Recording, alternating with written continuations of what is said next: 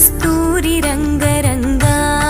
నాయన్న కావేటి రంగరంగా శ్రీరంగరంగరంగా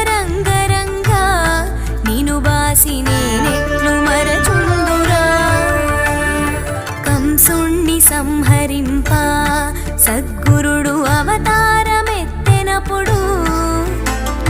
దేవకీ గర్భమునను కృష్ణావతారమై జన్మించెను 7 రాత్రులు చేరిచి